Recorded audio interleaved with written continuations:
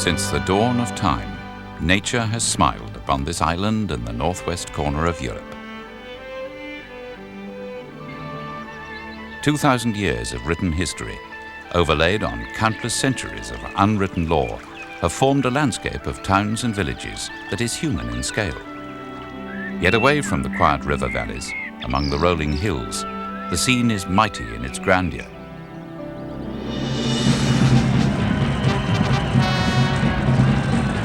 The English Civil War was a turning point in the history of the island. In 1645, the forces of Parliament defeated the king and his supporters, and there followed 15 years of upheaval and austerity, during which the arts were in retreat.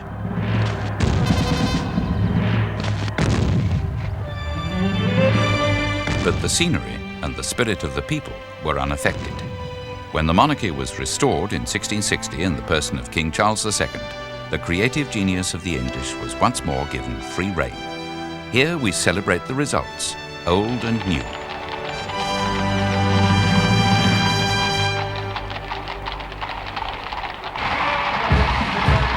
The monarchy lives on in England. Though its powers were modified by the events of the Civil War, the pomp and ceremony attending important dates in the royal year seemed to grow rather than diminish. Cheering crowds watch the Queen move in procession down the Mall in London to Horse Guards Parade, where her official birthday will be marked by the ceremony of trooping the colour.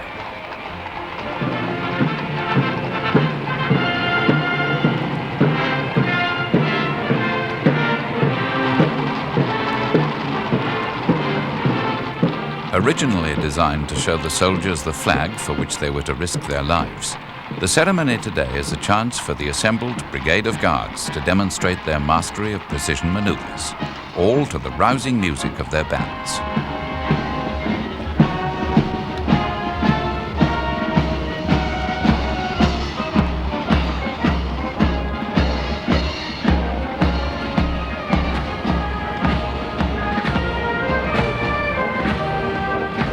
The ceremony in its present form was first performed over 200 years ago, as one regiment handed over royal guard duty to another.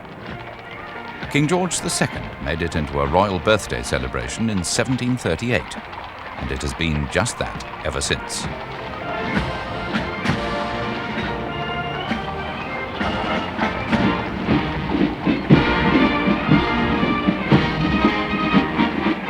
The troops march past in slow time, each to their own regimental tune. These are all full-time fighting soldiers, as well as masters of such ceremonial occasions. The bandsmen are also medical orderlies, trained to provide first aid on the field of battle.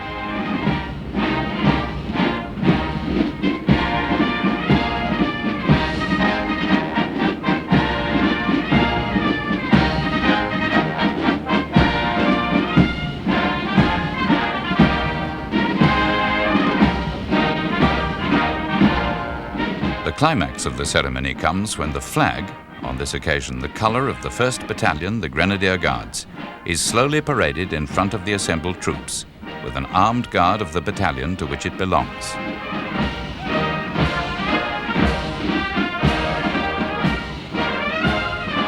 Then the whole parade marches past their monarch, regiment by regiment. The union between Parliament and the monarchy is underlined by the origins of two of the regiments. The Grenadier Guards were formed in 1656 as an escort for the exiled king in France, while the Coldstream Guards are descended from one of the regiments in Oliver Cromwell's victorious parliamentary army. Today they serve the monarch together. The historic ceremony is concluded with a salute of guns from the Tower of London.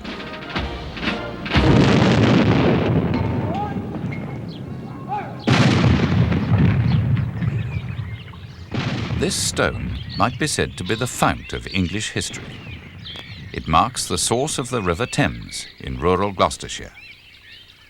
Near its head, the Thames is a small, quiet stream, but as it sets off on its 215-mile journey to the sea, it will grow into a mighty river.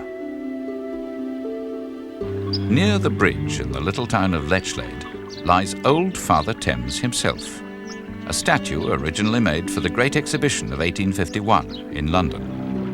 His river is hardly busier at this level than it was when he was first carved. A few recreational boats wander along the quiet waterway among the green fields of England.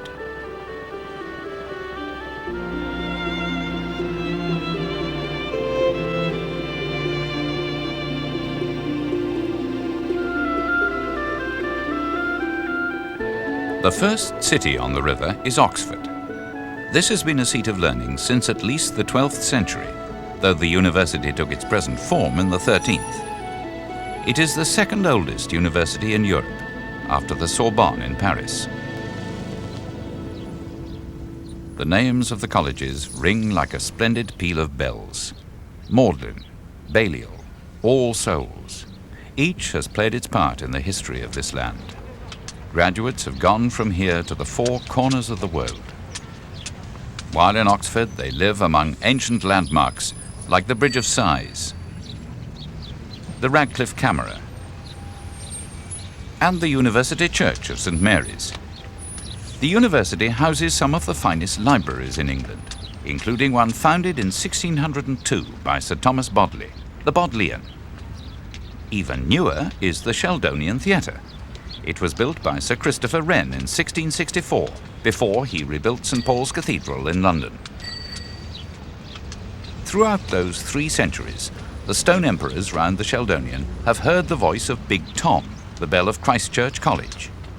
At 9:05 every evening, he rings 101 times, once for each of the original scholars of the college, who had to be home before the curfew. The arched gateway bears the coats of arms of Christ Church's many patrons down the centuries. It is the largest and richest of all the glorious colleges of Oxford. Tom Quad, the great courtyard, was named for the great bell. But Peckwater Quad took its name from an inn which stood on the site before the quadrangle was built in 1713. The medieval Great Hall of Christ Church is the largest in Oxford, with a magnificent timber roof. Undergraduates dine here every night, as they have for centuries, surrounded by a selection from the college's enormous art collection. The artists represented on these walls include Leonardo da Vinci, Holbein, Rembrandt and Van Dyck. The roof is of English oak, decorated with the arms of royal and noble families. Among the scholars who have dined here was one Charles Ludwig Dodgson, a mathematics professor who became better known as Lewis Carroll, the author of Alice in Wonderland. When Queen Victoria, having enjoyed Alice, asked to see a copy of his next book, she was surprised to receive a learned volume on mathematics. A few miles downstream from Oxford is Henley-on-Thames, site of the annual Henley Royal Regatta. It's a town built on and for the river, a prosperous social centre since about 1750. Every year, in the first week of July, everyone who is anyone in the world of rowing puts on their best hat and goes down to the river. It's a 4-day party, one of the main events in the English social calendar, and a splendid occasion, whether you go to join the social whirl or, like a few people, to compete in some of the toughest rowing races in the world.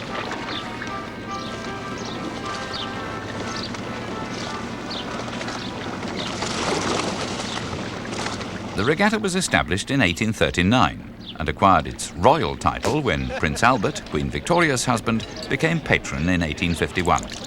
It's never looked back since those days. Whether you're swilling or sculling or just messing about in boats, it's the place to be in July. Earlier each season, in June, the royal party attends the race meeting at Ascot. This royal occasion was founded even earlier than Henley, in 1711 by Queen Anne, and the hats are even more outrageous. There are some people who think that Cecil Beaton's black and white costume designs for the Ascot scene in My Fair Lady were exaggerated. They are people who have never seen the real thing. And this is in full colour.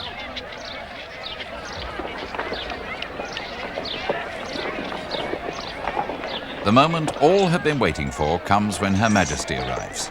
As patron of the meeting, and a keen racehorse owner herself, she gives every sign that it is a red-letter day in her calendar. It certainly is for everybody else, including the rest of the royal family.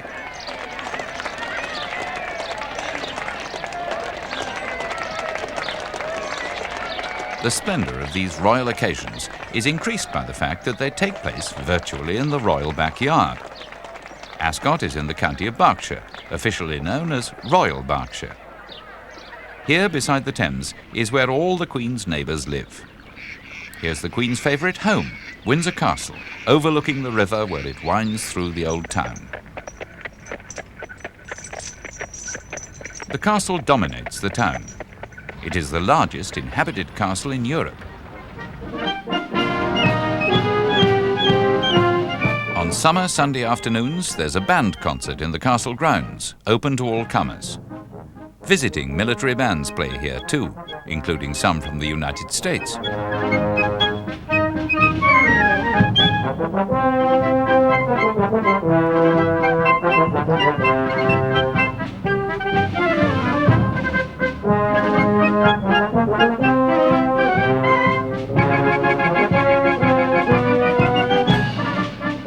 The magnificent grounds are open all the year round, the pride of the citizens of Windsor, as well as the Queen's home for part of the year.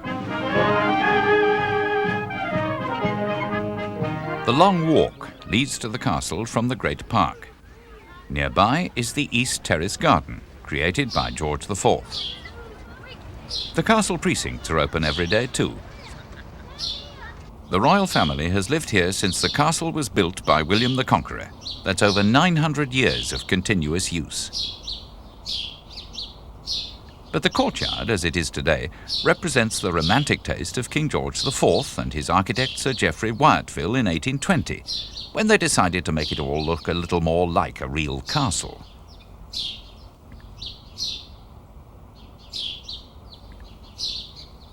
The round tower, so easily seen from aircraft approaching Heathrow, is the emblem of the castle. But there's very much more to it than that. 13 acres of history, including St. George's Chapel. The present chapel was founded around 1475. Edward III, whose picture hangs within, had designated an earlier chapel nearby the centre of the Order of the Garter. An ancient statuette of St. George stands inconspicuously among the splendour of the chapel's interior. The present building was finished by Henry VIII in 1528.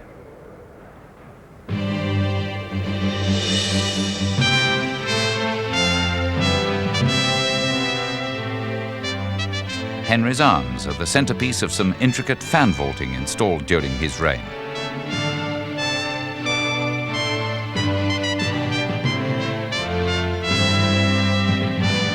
The present Queen keeps her standard and her crest in the chapel, as do her mother and her son, the Prince of Wales. Fixed to the wall of the chapel are the crests of all the members of the Order of the Garter since it was founded in 1348. There are 700 of them, each having been a member of a select group of 26 people, including the reigning monarch. No new member can be elected until an existing one dies. Every reigning monarch has been a member, and some of them rest here at Windsor. King George V and his Queen Mary, the present Queen's grandparents, lie buried here, among graceful and beautiful monuments to their ancestors. Perhaps the most touching is the Albert Memorial Chapel, converted by Queen Victoria between 1863 and 1873 in memory of her beloved husband, Prince Albert.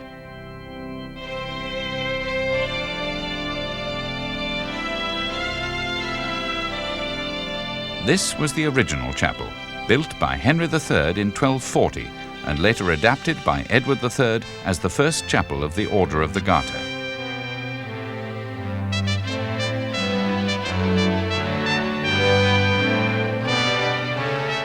There are those who say that the art of the medieval painters and carvers is lost. The Albert Memorial Chapel is living proof that this is not so. The royal standard flies on the tower only when the Queen is in residence at the castle. Today, a bright Monday in June, she is here for a special purpose, to install 3 new members of the Order of the Garter. The band leads the procession to the chapel.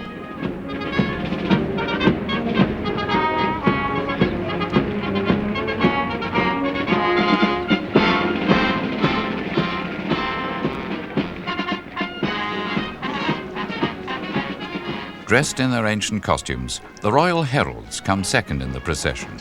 They are the men who determine the rules of all the orders of chivalry, as they have for nearly 1,000 years. Next come the Knights of the Garter, led by the 3 senior statesmen who are to be installed into the order. Others who are members already include retired prime ministers and the Queen Mother.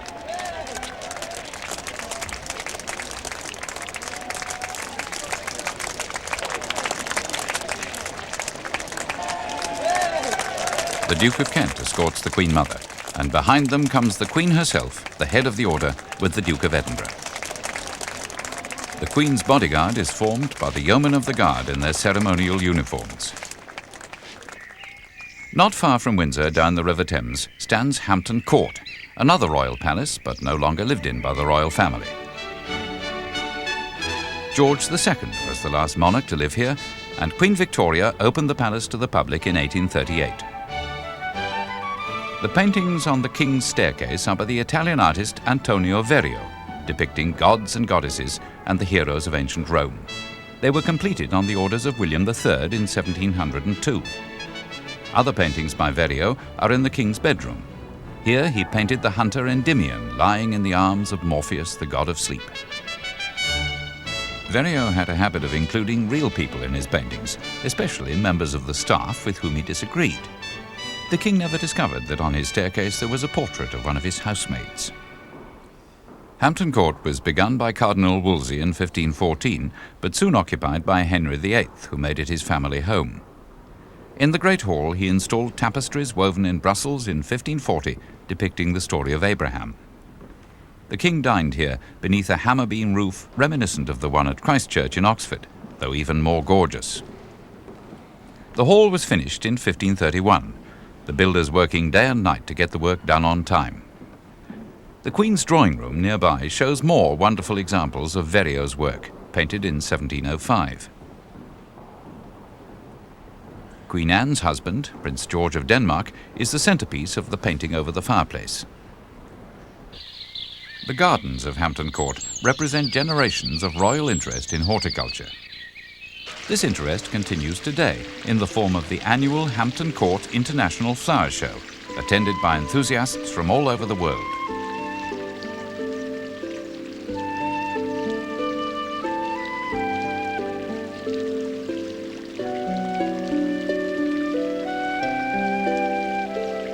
Her Majesty the Queen has inherited her family's interest, not only in the exotic lilies shown here, but in all aspects of gardening and floral display.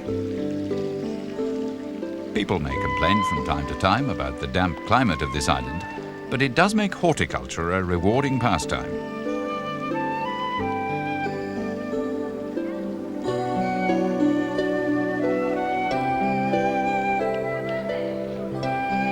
The climax of the gardener's year is the Chelsea Flower Show, held every May in marquees in the grounds of the Royal Hospital.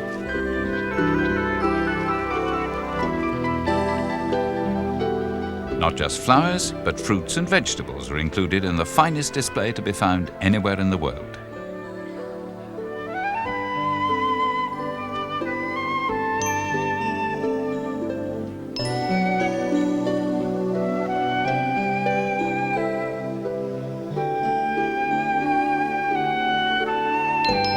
Flowers may be a temporary splendour, but works of art live on forever. At Syon House, home of the Dukes of Northumberland, a magnificent Sèvres vase was a present from King Charles X of France to the 3rd Duke in 1825. The Great Hall of the house was designed by the famous architect Robert Adam, whose reconstruction of Syon House is perhaps his greatest single achievement. Adams employed Joseph Rose to carry out the intricate plaster modelling on the ceiling. It's a spectacular example of the plasterer's art, at its peak in this fine 18th century room. The first room Adam completed was the dining room in 1762, when he was commissioned by the then Earl of Northumberland to redesign the whole interior of Syon House to suit his noble tastes and to display his enormous wealth.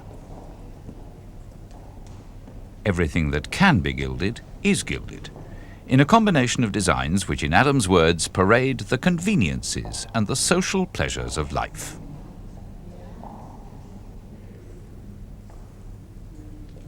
The red drawing room was designed as an anteroom to the long gallery, so that the ladies should not be disturbed by any signs of revelry coming from the dining room after they had withdrawn to leave the men to their port.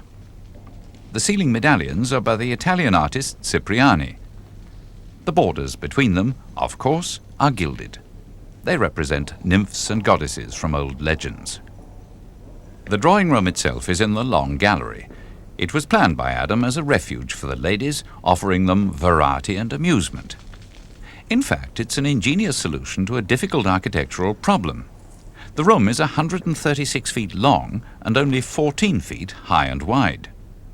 Reducing this from a square tunnel to something of more human dimensions was a triumph, achieved by the lightness and delicacy of the ceiling ornament. All this is concealed within the austere and battlemented exterior of the old Scion house.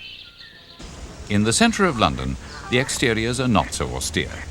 Buckingham Palace looks elegantly across St James's Park.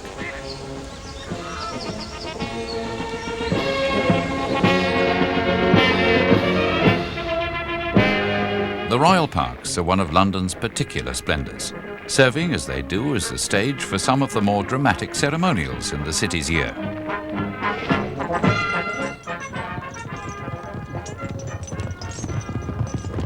Here in Hyde Park, the Horse Artillery are to fire a salute in honour of a royal birthday.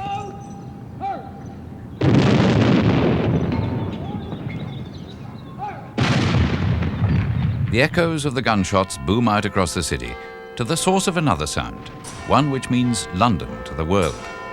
This is the mechanism of the clock of the Palace of Westminster, wrongly known all over the world as Big Ben. In fact, Big Ben is the name of the bell that rings the hours, controlled by this huge and intricate clock.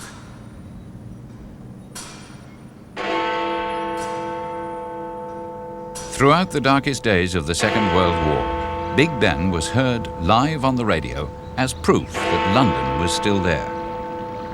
The present Palace of Westminster was rebuilt after a fire 100 years earlier.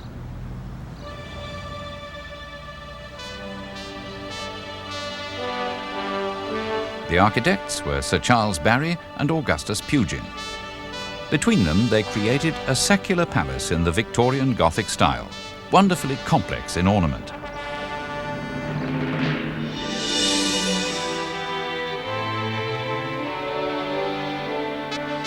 The patron saints of England, Scotland, Wales and Ireland look down on the central lobby, the heart of British politics.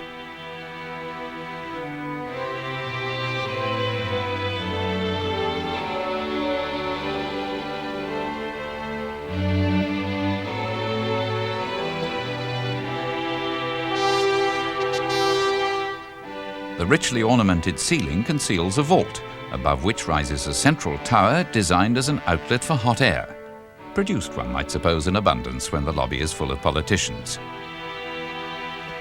The palace is divided into two sections, one for the Commons and one for the Lords. The two halves meet only on the occasion of the royal opening of Parliament, when the Commons are admitted to the House of Lords to hear the Queen's speech. The chamber of the House of Lords is the most splendid room in the whole palace. A gilded canopy shelters the throne in which the Queen sits during the opening ceremony. Round the walls are bronze statues of the barons who witnessed the signing of Magna Carta. The Red Woolsack is the seat of the Lord Chancellor, the president of this august gathering. The throne stands empty except when it is used by the Queen. It is modelled on the coronation chair in Westminster Abbey, where the monarchs of England are crowned. The level of craftsmanship, here as in the Albert Memorial Chapel at Windsor, bears witness to the survival of great skills, even during the supposedly mechanical and industrial 19th century. Elsewhere in the building, the sumptuousness of the chambers is matched to the status of those who will use them. The Prince's Chamber is part of the processional route used by the Queen during the opening ceremonies, and it has a suitably royal theme. Portraits of Tudor members of the royal family, including Henry VIII and his 6 wives, line the walls.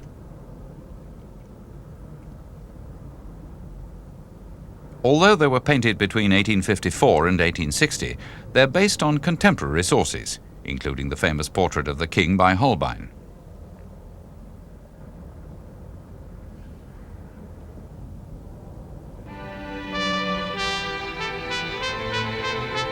The Royal Gallery is used from time to time to receive visiting foreign dignitaries, such as presidents and heads of state.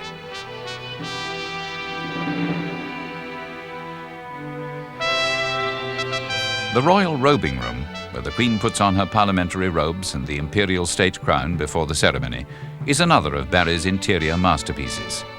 The work was continued by his son E.M. Barry, who designed the chair of state, which bears Queen Victoria's monogram and sits under the royal coat of arms.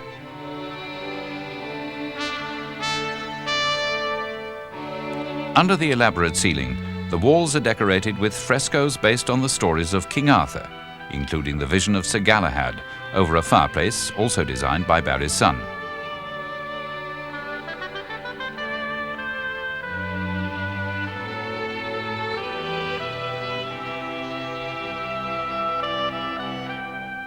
The noble and historic theme embodied in the Arthurian legends continues throughout the House of Lords.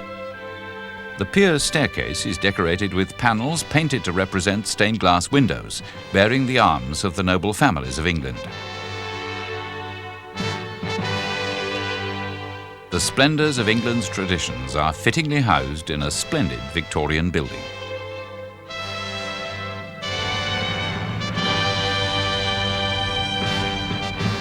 St Paul's Cathedral was rebuilt between 1675 and 1710, after the old cathedral burnt down in the Great Fire of London in 1666. It was designed by Sir Christopher Wren and is considered to be his finest work. The dome, the second largest in the world, is surrounded at the base by the Whispering Gallery with its amazing acoustics. The style is Baroque, which was common in Europe at the time, but was a bold choice for an English cathedral. Wren's design was one of several which he submitted to the king before the final choice was made. The high altar, a magnificent piece of modern craftsmanship, was erected in 1958 as a memorial to the Commonwealth forces who died in 2 world wars.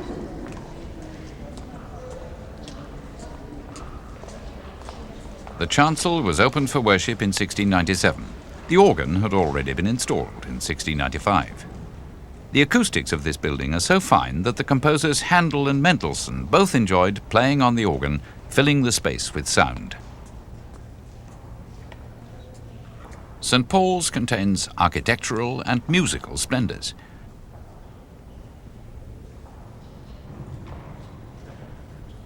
But all the splendours of the world are gathered together in London at the British Museum in Bloomsbury.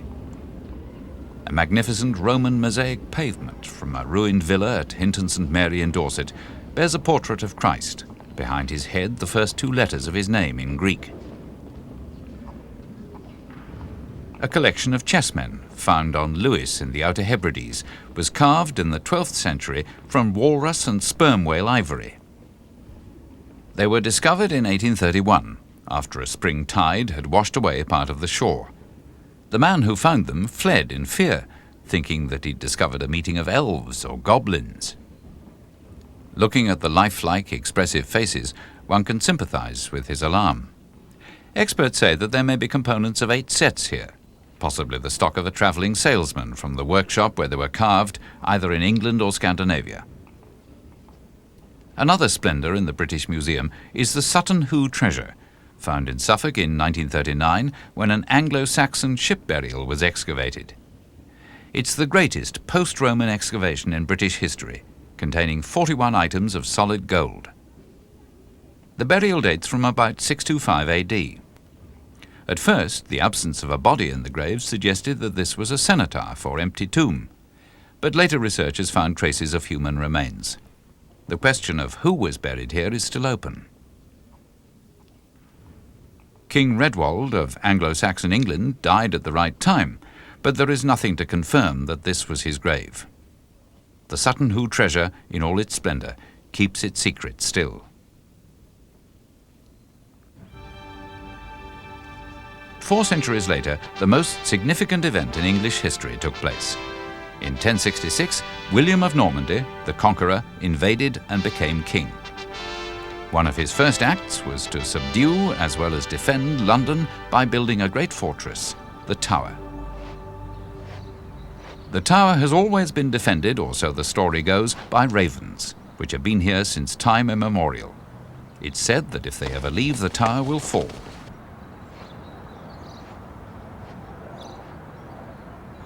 They have their own protector, the yeoman raven master, who is responsible for their well-being.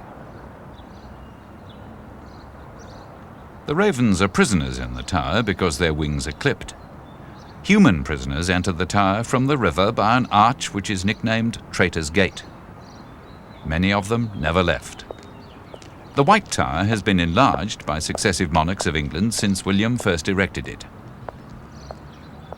The most infamous episode was in 1483, when the heir to the throne and his younger brother vanished. They were supposedly murdered by their uncle, who went on to become King Richard III. The tower where the little princes were last seen has been called the Bloody Tower ever since. The truth may never be known, but in 1674, workmen near the White Tower uncovered a chest containing the skeletons of 2 children.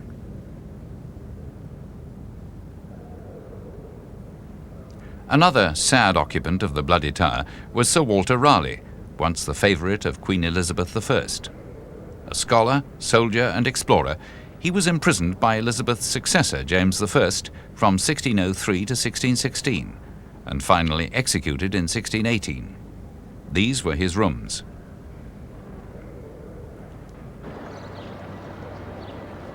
The Tower of London and Tower Bridge beside it are 2 of the best-loved landmarks of the old city, filled with the splendour of a long, if sometimes turbulent, history. But all of England's history is not royalty and nobility fighting each other for power.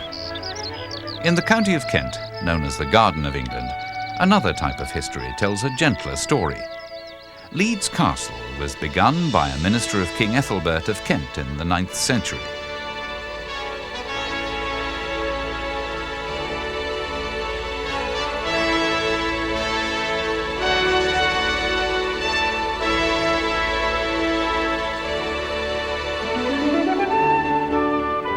Elsewhere in the Garden of England, peace and contentment are the rule. Ancient villages nestle in a soft, rolling countryside.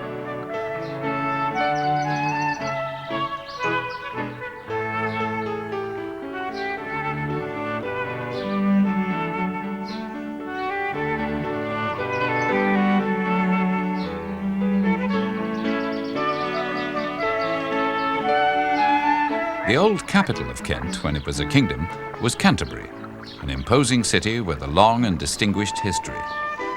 An important trading centre from the earliest times, it's been the centre of the English church since the year 602.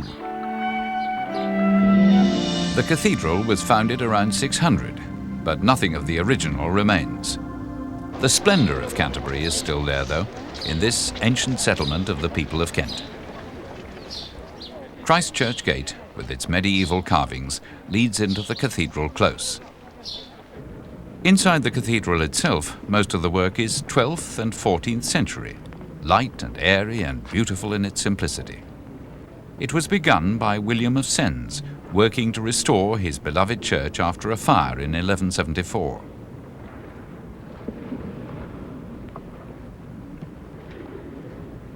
The Bell Harry Tower, in the centre of the cathedral, was designed by John Wastel in the late 15th century. One of the greatest splendours of Canterbury Cathedral is a set of 13th century stained glass windows. They depict scenes in the life of St. Thomas à Becket, who was murdered in the cathedral in 1170 and made a saint in 1173.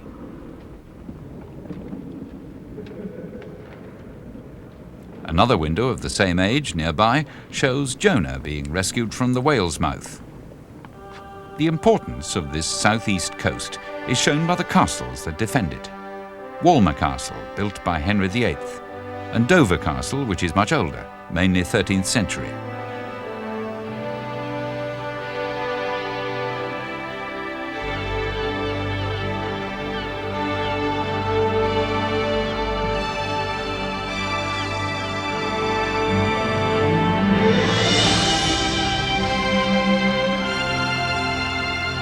But these are the real ramparts of England, the White Cliffs of Dover. where England stares defiantly at the sea in splendour.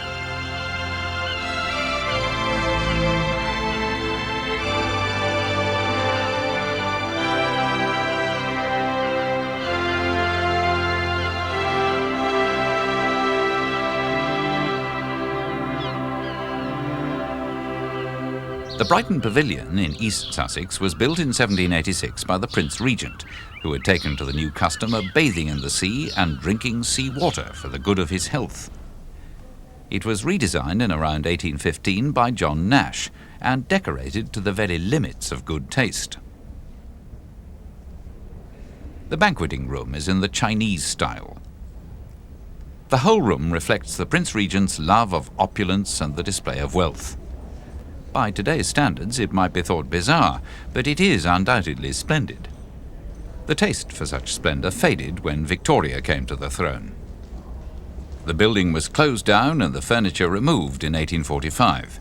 But the town of Brighton bought it in 1850, and since then it has been restored to its former brilliance, with much of the original furniture and fittings returned on loan from Her Majesty the Queen.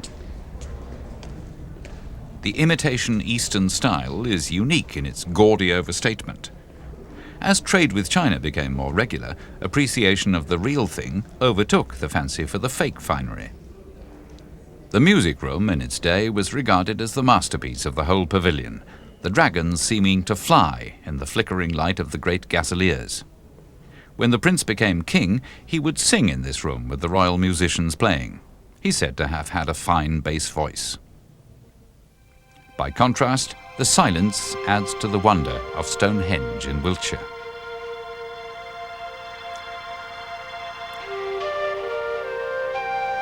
This is the most mysterious corner of England, dotted with monuments whose size proclaims their importance, but about which very little is known for certain.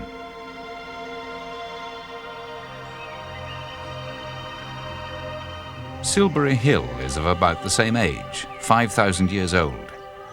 Excavations have shown how it was built back in the New Stone Age, but not what for. Near both the other Neolithic monuments lies Avebury Stone Circle, perhaps 1,000 years younger. Its purpose too is unknown.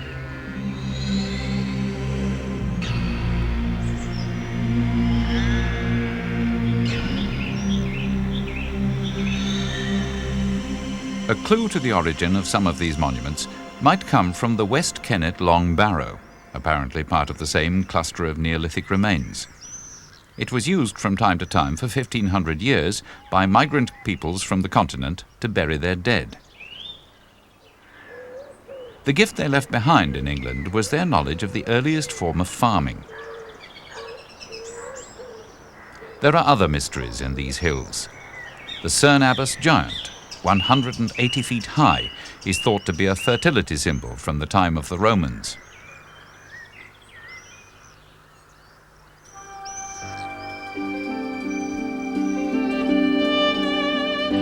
These hills were covered in forests until the farmers of West Kennet came.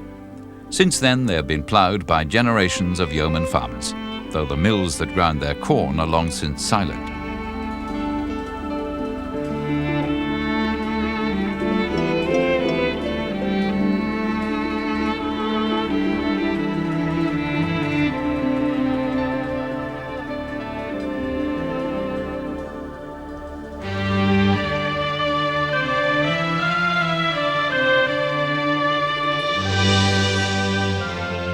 The Uffington White Horse in Oxfordshire is much older, perhaps 2,000 years. It was cut into the chalk turf by Iron Age tribesmen, who could not possibly have seen the whole of their creation. 365 feet long and 130 feet tall, it can only be seen in its entirety from the air. No one can say what it represents, but coins of some pre-Roman tribes from this area bear a very similar image. The question is, which came first, the horse or the coins? The horse might have been merely the badge of the local tribe, or it might have had some forgotten religious significance. The significance of Salisbury Cathedral is clear. It is one of the finest cathedrals in England. The foundation stone was laid in 1220 under the supervision of the most famous mason of the time, Nicholas of Ely. He raised the marvellous nave, 230 feet long, and designed the vaulting of the crossings. Unlike all other cathedrals except St. Paul's, Salisbury is the work of one man. The painted vaulting over the choir was restored in the 19th century, following the original pattern.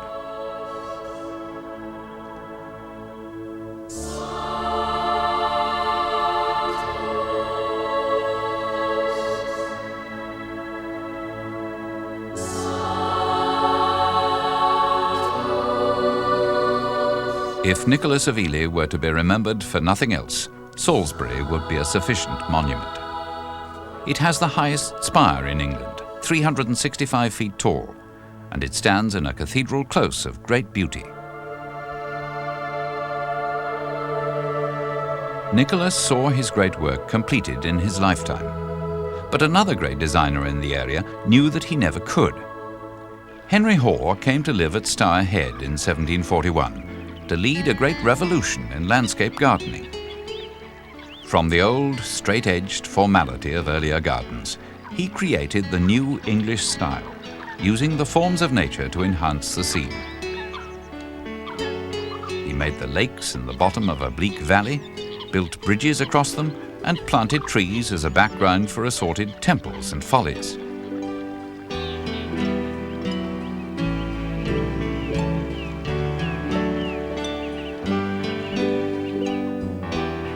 He will have seen the finished splendour of Stour Head only in his mind's eye.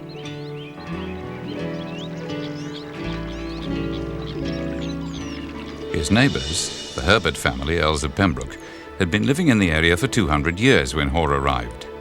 Their home, Wilton House, was only 100 years old, however, having been rebuilt after a disastrous fire in 1647. It had long been a cultural meeting place. In the old house, actors and writers gathered around the Herberts, including William Shakespeare, who, according to tradition, performed one of his comedies here for the first time, either Twelfth Night or As You Like It. During the Second World War, it was the headquarters where the D-Day landings were planned. The architect of the rebuilding was Inigo Jones, the greatest of the period. His masterpiece was the double cube room, 60 feet by 30 by 30, designed to house the Herberts' magnificent collection of paintings by Van Dyck. The centrepiece, the Herbert family in 1635, is Van Dyck's largest family group. The single cube room next door has a canvas on the ceiling by the Italian Giuseppe Cesari, representing Daedalus and Icarus. This room too is full of splendid paintings, mostly of the Herbert family through the ages, though one is a portrait of Van Dyck, the artist whose paintings fill the double cube. Over the fireplace is The Wife of the Seventh Earl, painted by Sir Peter Lely, King Charles II's favourite artist. Wilton House is truly one of the artistic splendours of England.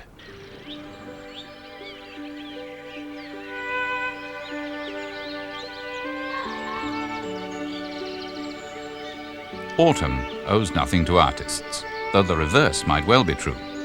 English autumns have inspired painters, poets and musicians with their splendour, golden and misty, gentle and melancholy.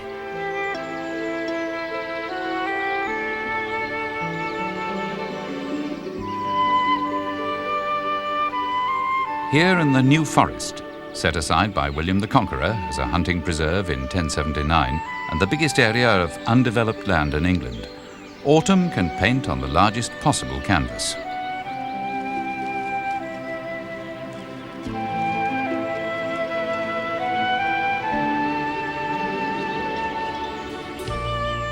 The forest was originally made for deer, but in the 15th century, timber for shipbuilding was its most important crop.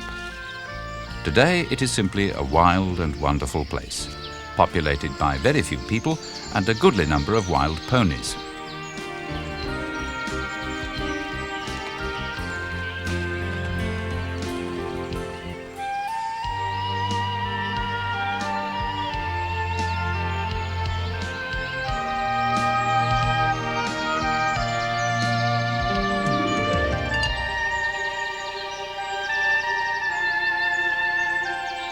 The ponies are rounded up from time to time and some are sold for riding, but otherwise they wander as free as the fallow deer among the trees.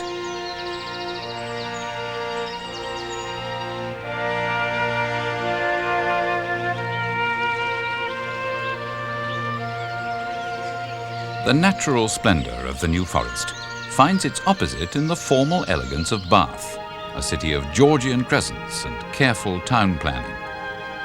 In the early 19th century, Bath was the great social centre of the West Country, frequented by gossips and card players, all there ostensibly to take the health-giving waters.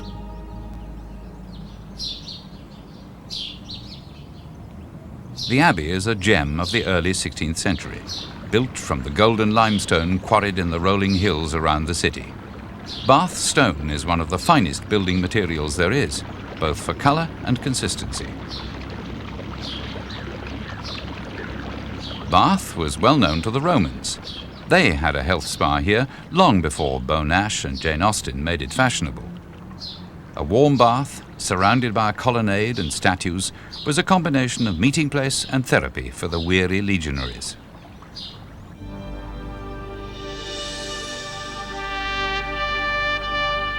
The limestone hills have been fashioned into spectacular shapes by wind and water down the millennia. Here in Cheddar Gorge, the effects are as marked as anywhere. In the 12th century, the historian Henry of Huntingdon listed the 4 great wonders of Britain. One of them was this. He called it Cheddar Hole.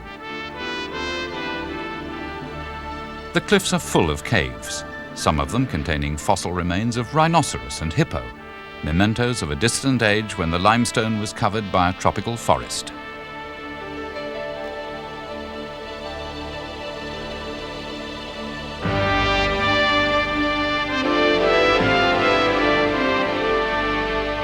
Down the ages, the gorge has inspired poets and artists with its grandeur.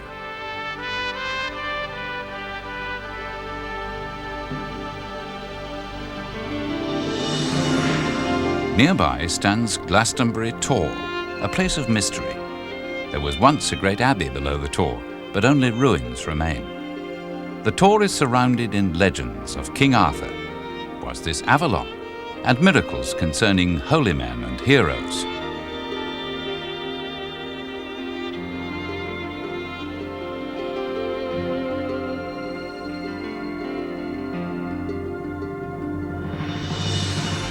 One great and undoubted hero made his home in Oxfordshire, in the middle of the park given to him by a grateful monarch.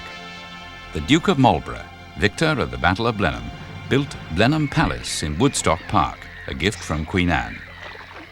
The grounds were designed by Capability Brown, who dammed a stream to flood the valley that bisected the park, transforming the landscape. Brown made great use of water, both in the lakes he made in the park and in the fountains in the gardens. The architect of all this splendour was Sir John Vanbrugh. It took 17 years to build, from 1705 to 1722, and it was planned from the start to be in the grandest possible manner.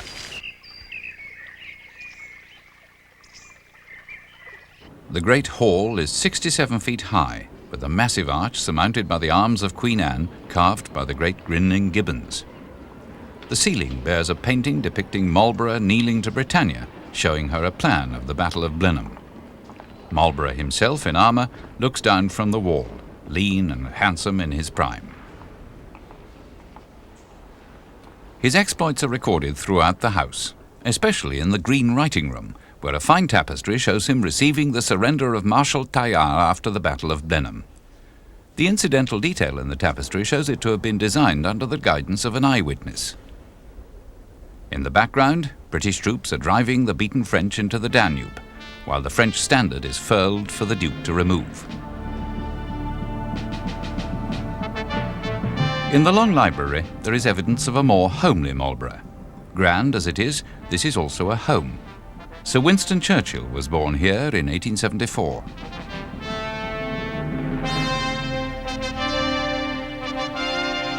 The state dining room is used by the family once a year on Christmas Day. The ceiling, painted by Louis Laguerre, contains caricatures of members of the household. The table centrepiece is a silver model of Marlborough writing to his Duchess while still on horseback after the battle.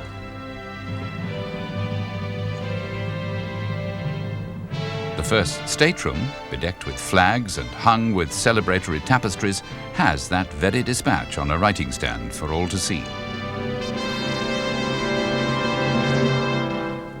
In a somewhat weary hand, it reports to the Queen and to his Duchess that the battle is successfully completed. A glorious victory. Indeed, the whole magnificent palace is full of the glory of that victory and of many others. In a tapestry of the Battle of Bouchain in the next stateroom, a dog seems to be helping the general on his way. It's the little human touches to Blenheim Palace that emphasize the splendor of the whole. To the west lie the Malvern Hills, an 8-mile ridge of hard rock standing firm against the erosion that levelled the plains on either side. The name Malvern comes from the old Celtic language meaning bald summit, and it's a good description of these forbidding heights.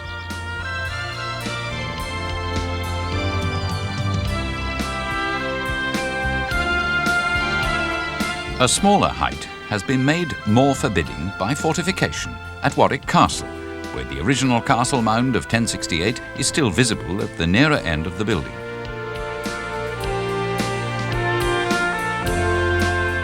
The castle grew away from it as it became more warlike, and the River Avon, flowing beside its walls, made a better defence. Sir Walter Scott said that the view of Warwick Castle from across the river was unsurpassed in all England. It's a classic castle with battlemented turrets and curtain walls. It has been in battle, most lately in the Civil War, when Lord Brooke, the ancestor of the present owner of the castle, came out on the side of Parliament against the King. The walls show few signs of damage, however, though the gateway shows signs of inhospitality. Behind the portcullis are murder holes, through which arrows could be fired at intruders. The armoury reinforces the impression of a castle at war. The garrison during the Civil War was 353 men, and they left much of their armour behind when they went home at the end of it. A grisly relic of those days is the death mask of Oliver Cromwell.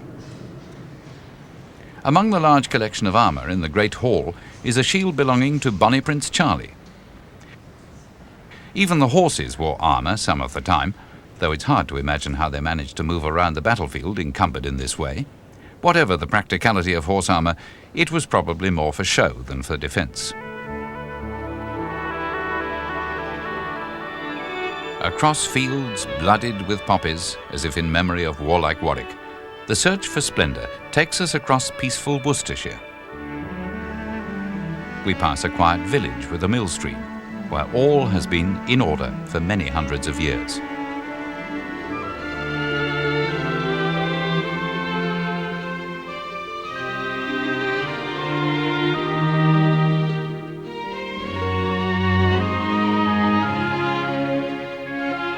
In the 1790s, the Earl of Coventry built the Broadway Tower to have something to look at from his house.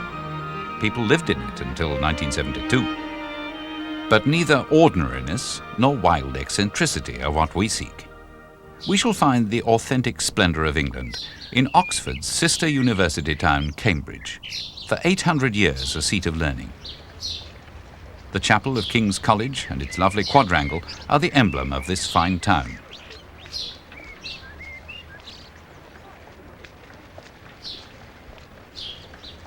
St John's College was founded by Lady Margaret Beaufort, mother of King Henry VII, in 1511.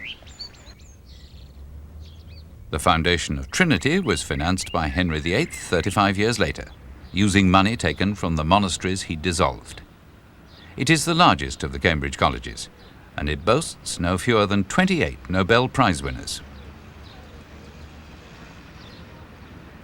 The essence of Cambridge is the backs, quiet waterways where the undergraduates take their pleasure in punts among the elegant old buildings.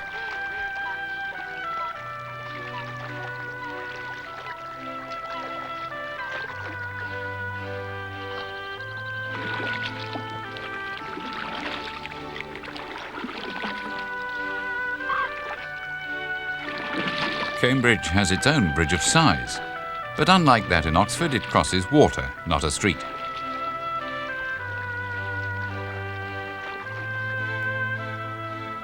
Cambridge lies in the Fens, flat, rich farming country which gave the town its wealth long before the university came. The flagship of the Fen country is Ely Cathedral.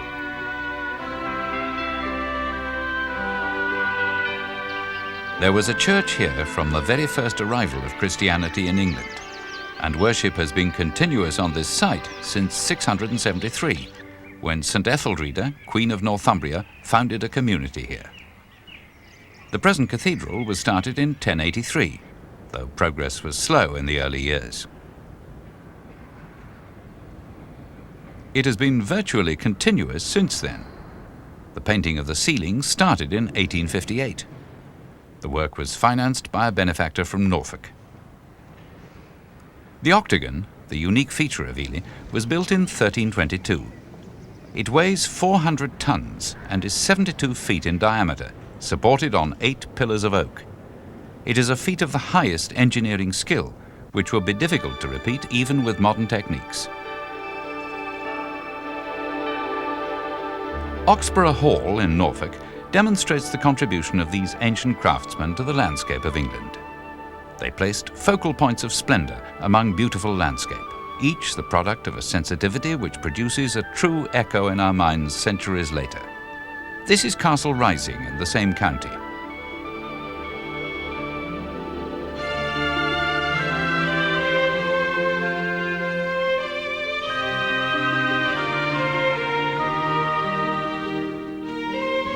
Sandringham House, also in Norfolk but a much more recent development, shows that the urge to create beautiful buildings is still very much alive.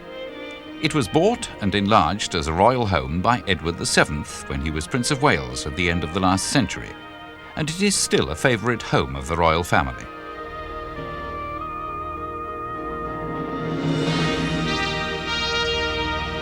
Rockingham Castle in Northamptonshire was built for William the Conqueror, though most of the work was done 500 years later in Elizabethan times.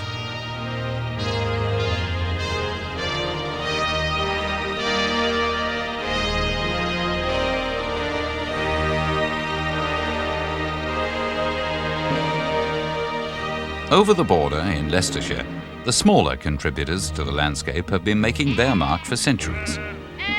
Without the grandeur of the great houses and fortified castles, these villages nevertheless produce a glow of recognition, each with its own sense of rightness in its home setting.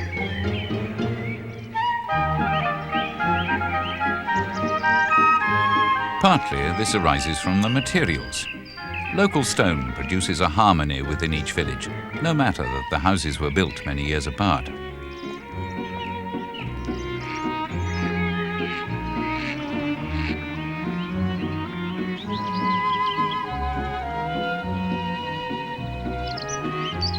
Great engineering works, too, add their part to the countryside. The viaducts that carry railway lines across valleys blend with the landscape today, though they may have seemed brash newcomers when they were built in the early years of the last century. Within this pastoral setting, unwittingly created over many generations, great individual houses stand out, a product of their times. One such is Burghley House, built for William Cecil, Lord Burghley, Queen Elizabeth I's senior counsellor. He designed it himself, and it took 32 years to build, from 1555 to 1587. In the old kitchen, we get a very real flavour of the Cecil family's life in the 16th century. The vast array of pots and pans gives an idea of the scale of the meals and entertainment provided by the great country houses of the time. There was grandeur, too. The ceilings were painted during the 17th century by the ubiquitous Antonio Verrio, and the state bed was supplied by a London furnisher in 1795. Throughout the life of the house, successive generations of the family have added their bit to the splendour of the whole, as collectors of paintings and patrons of the arts in general. The result is a celebration of culture reaching across 4 centuries. The Heaven Room is said to be Verrio's greatest masterpiece. The false perspective so convincing that one needs to stretch out a hand to touch the wall to be sure that it is actually flat. As well as from the gods and goddesses who throng his paintings, Verrio's inspiration came from the countryside. His landscape backgrounds were the wide vistas of rural England. On this background, humbler artists painted their own versions of the English scene by constructing their villages so well in tune with the countryside from which they earned their living.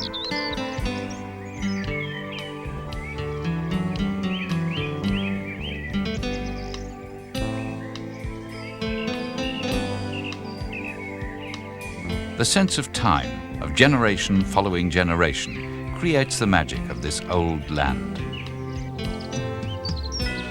Crowland Abbey was founded in 716, burnt by the Danes, rebuilt, wrecked by an earthquake, rebuilt, and it's still the village church. Its great neighbour, Lincoln Cathedral, is 300 years younger. The bustling city of Lincoln has been described as a queen of cities. It started life as a Roman camp, from which the legions set out to subdue the British to the north. But the British remained largely unsubdued, and the Romans went home again, leaving the countryside unchanged by their brief visit. These rolling Lincolnshire wolds were beloved of the poet Tennyson for their deep serenity and the ever-changing colours of the scene.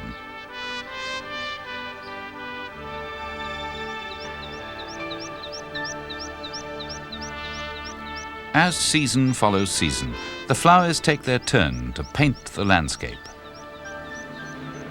Rhododendrons were originally brought to England from colonies in northern India and the Far East, and quickly became established in the wild. Some of the cultivated varieties later came from the northwestern United States. Lincolnshire has become the horticulture capital of England, thanks to its rich soil and gentle climate. Rose breeding is a staple of the local economy. From these spacious fields, the roses will travel far to be nurtured as individuals in gardens the world over. Tulips, too, are an important part of the scene, beautifying gardens in villages and towns, as well as the show gardens of the great bulb breeders of this, England's most floral county.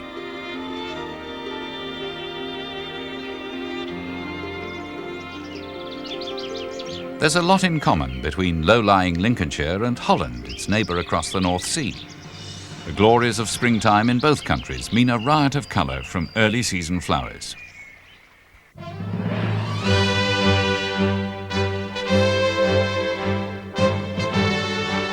Among the ancient castles of England, Belvoir Castle is a stripling, completely rebuilt after a fire destroyed the original in 1816, but still a stirring building. Newstead Abbey, by contrast, is over 800 years old. For nearly 300 years, the home of the family of Lord Byron, the poet. The flow of history may be temporarily interrupted by storm or disaster, but like a great river, it goes on and on. Where the River Trent cuts through Nottinghamshire, a particular element of English history is still alive and kicking. This county is the home of Sherwood Forest, the haunt of Robin Hood.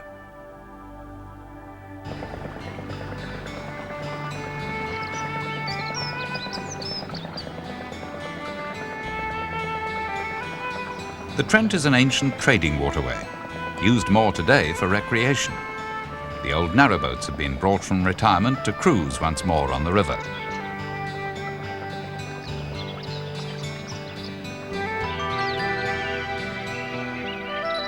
Cruising through these quiet waterways, it is impossible not to be aware of the forest and the old spirits that have always dwelt among the trees.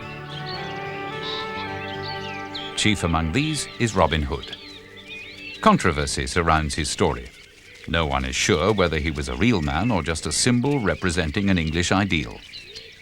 Whatever the truth, he is as real today as he was in medieval times when the story arose. Some say that he was the son of a nobleman, and others that he was no better than a bandit.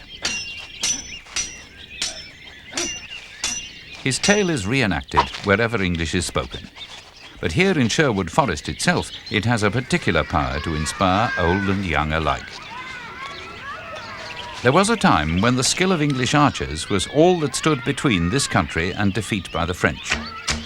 Those days of splendour are recalled by archery contests in Sherwood. The next county to historic Nottinghamshire is Derbyshire, where ravishing valleys divide the stark, unforgiving uplands. The hills give shelter to these villages, gathered round their village duck ponds. They have looked like this from time immemorial.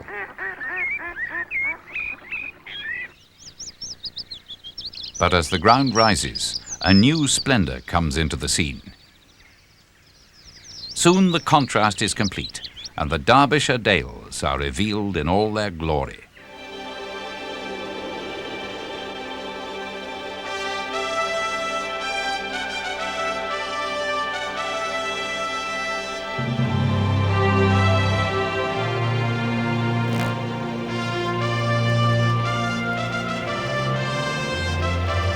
This is Dovedale, the loveliest of all.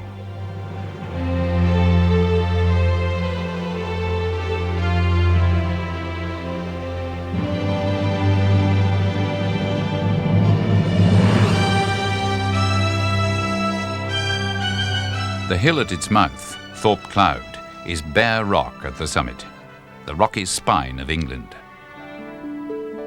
On the ground, Dovedale reveals why it has been the inspiration of poets and artists through the ages.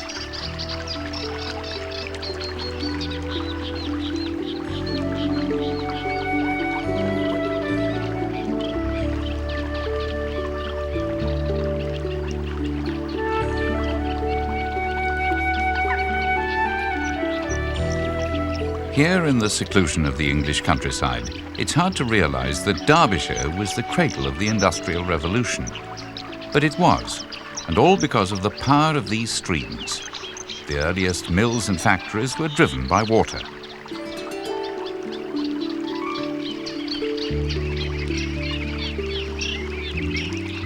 This was where the first factory hands would come in search of peace and rest from their work. And it's still a haven from the bustle of the outside world. The clean air and the abundance of water make the Dales a paradise of flowers in springtime.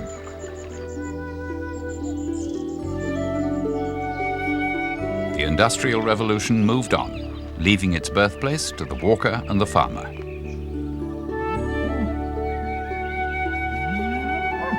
In the valleys of the Derbyshire Dales, the land supports a thriving dairy industry, supplying the market towns of the county.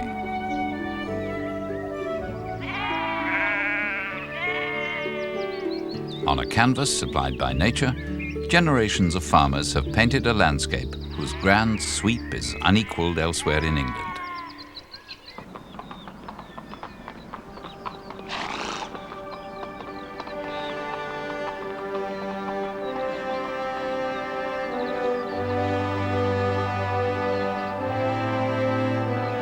As we move north across England, the countryside takes on a sterner aspect. Stark, rocky edges divide the man-made from the work of nature.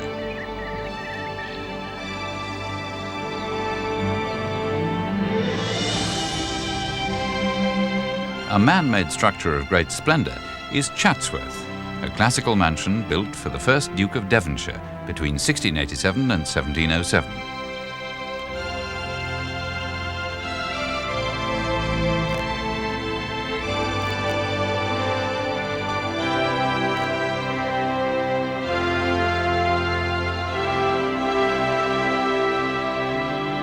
Deep within its magnificent exterior lies an Elizabethan country house, but the present mansion eclipses it completely.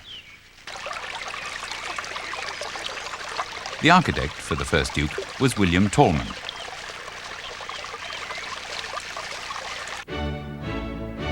The entrance hall leads directly into the Painted Hall, whose upper walls and ceiling were decorated by Louis Laguerre in 1694. His work is seen also in the staterooms above, among wood carvings and wall hangings of superb quality and the best of English furniture.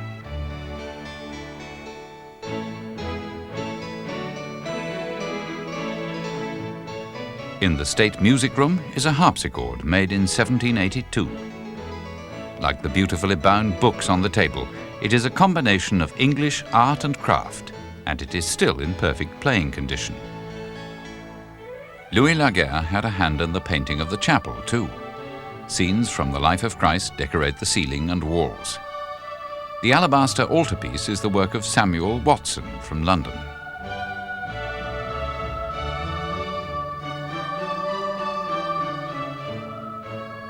The fine carvings in the Oak Room were bought by the 6th Duke in the early 1800s. The 6th Duke was responsible for the library too. He bought 2 complete collections to add to his own and housed them all in what had been the Long Gallery. The library now contains more than 17,000 books. The great dining room was where the young Princess Victoria, soon to become Queen, dined for the first time with adults. Some of the handsome silverware was made by Robert Garrard, whose silver shop is still in business in London's Regent Street. The grand old house makes a superb backdrop to the annual Chatsworth Country Fair. The splendour is increased by the presence of the household cavalry, displaying their finery and the precision of their riding to the martial sound of bugles and drums.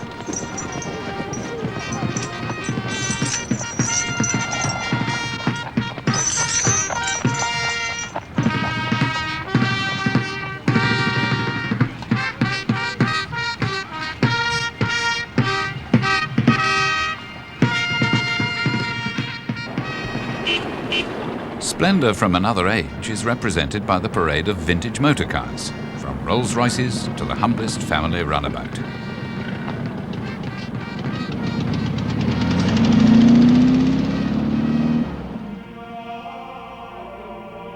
To the north of Derbyshire, England takes on another guise in the severe beauty of the Yorkshire Dales. The ruins of Rievaulx Abbey reflect the austerity of the Cistercian order, whose monks built it in the 12th and 13th centuries.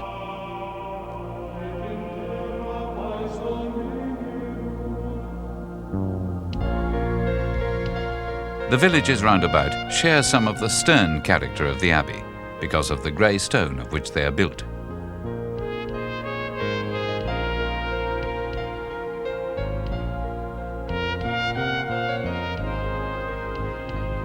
Surrounding them are the Yorkshire Dales, great rolling hills weathered from limestone laid down at the bottom of an ancient warm sea. Like a sea, the land itself seems to gather in rolling waves, their peaks windswept and bare, their troughs the province of the fire.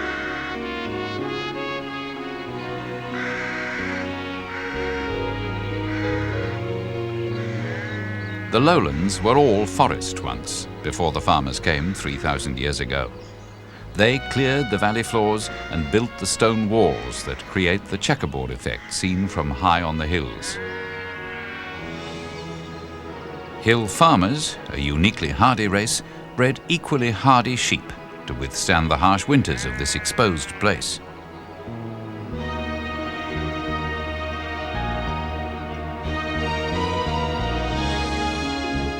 In some of the dales, traces can still be seen of the small fields where the earliest farmers grew a few cereals and flax for making cloth.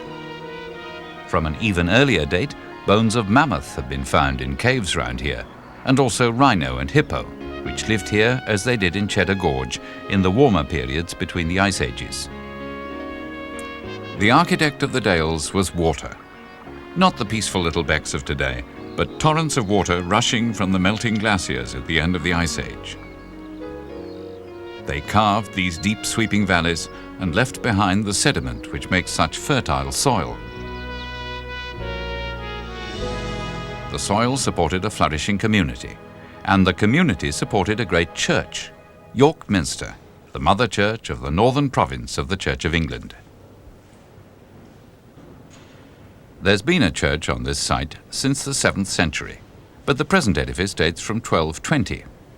The towers were not completed until 1472. The minster was nearly 250 years in the building, a splendid mixture of successive styles of English architecture. In a sense, the building is still going on. As the old stone weathers away, parts of it have to be replaced by modern stonemasons working with the same tools and to the same designs as their forebears 700 years ago.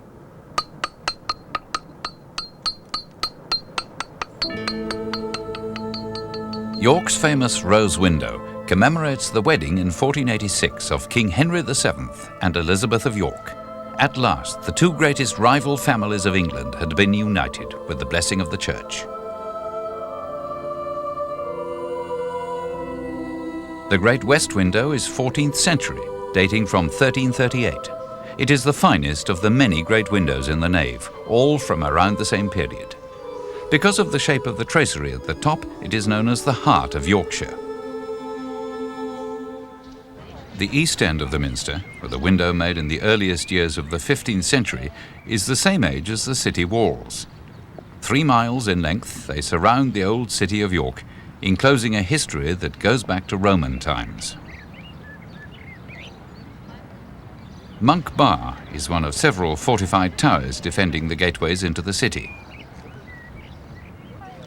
Micklegate is another, where once traitors' heads were displayed on the battlements. St Mary's Abbey was founded in 1089. It was once one of the largest and wealthiest Benedictine monasteries in England.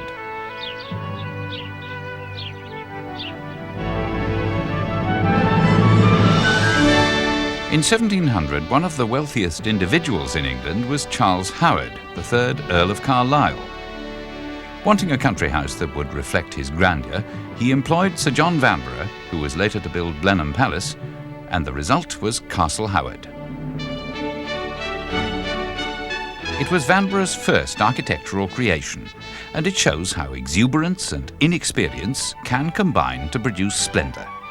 He didn't know that the dome was not normally a part of a great country house, so he built one and had it painted by the brilliant painter Pellegrini. The Great Hall under the dome is 70 feet high. It has been called at once heavy with grandeur and skittish with fancies.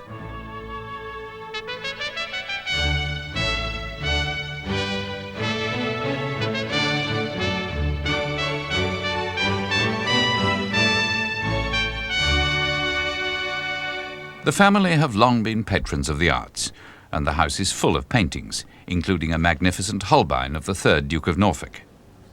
There are several paintings of Castle Howard itself by celebrated English artists, and a Henry VIII, also by Holbein.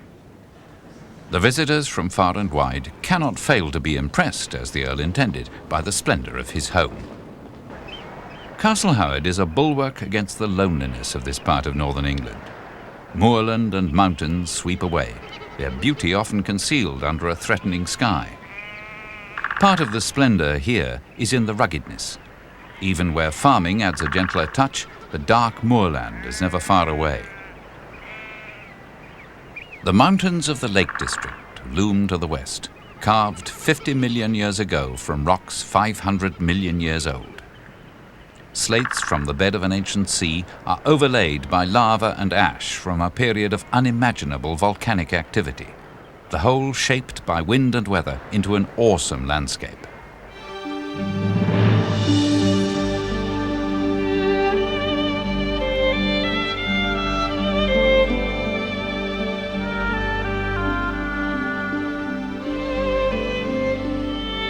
The ruggedness of the shoulder of Scafell Pike, England's highest peak, contrasts with the calm beauty of Ullswater, loveliest of lakes.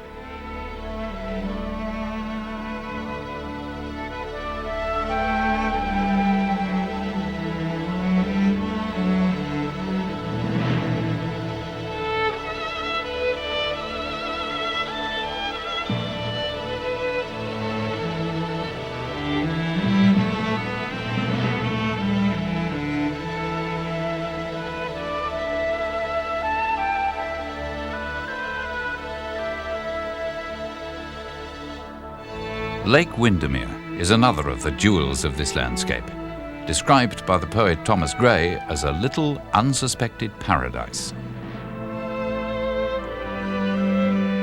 William Wordsworth, the greatest of the lake poets, established the Lake District as the place to visit. at a time when the rest of the country regarded it as a savage wilderness. His poetry changed the attitude of city society, showing the splendour of the English countryside in all its forms as a thing of beauty, to be admired rather than avoided. The splendours of England fall into different categories, but they all spring from the land itself. Here in the north, a huge, rugged landscape tells tales of a long and hard past, as generations of hill farmers strove to win a living from the land.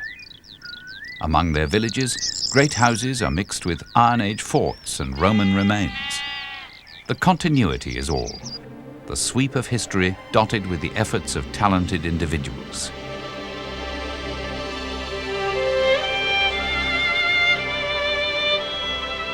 The Romans came and went, but they left their mark indelibly on this landscape when they built Hadrian's Wall in an attempt to keep out the marauding tribes to the north. After the Romans had gone, the tribes swarmed over the wall and carried on as they had before the Romans came. The continuity is all.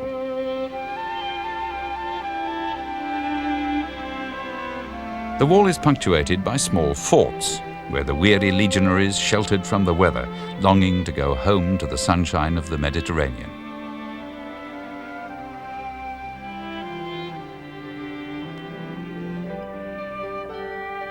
At least a century before the Romans left, Christianity came to Britain. One of England's favourite saints was Cuthbert, the shepherd boy. His remains are sheltered by what is now Durham Cathedral, founded in its present form in 1093. The 14th century fortress of Raby Castle was built for warlike purposes. 700 knights could be mustered in its great hall. It stands now, weary but at peace, within the moat that once held its enemies at bay.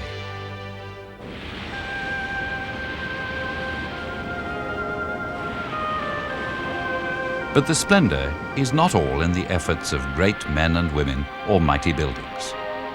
From this coast, fishermen have ventured on the sea for at least 2,000 years, building their settlements as a refuge from the elements for themselves and their families.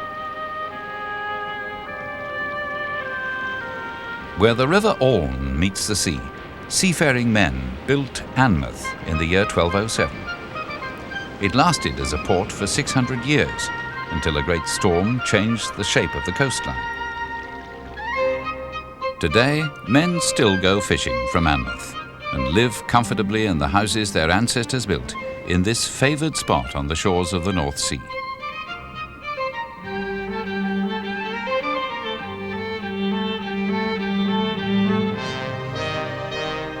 From great cathedrals to humble villages, great works of art to cottage gardens and farming landscapes, the splendours of England are the product of a people who love the land they live in.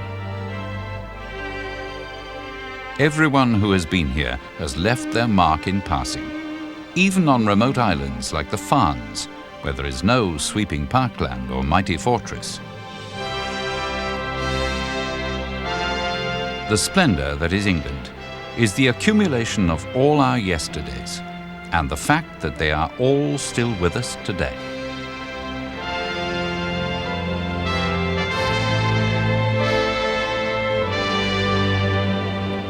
"2,000 years of history stand around us, lapped by Shakespeare's silver sea. The splendours of England are in the mind as well as in stones and paintings, in the continuity of the traditions of an ancient land."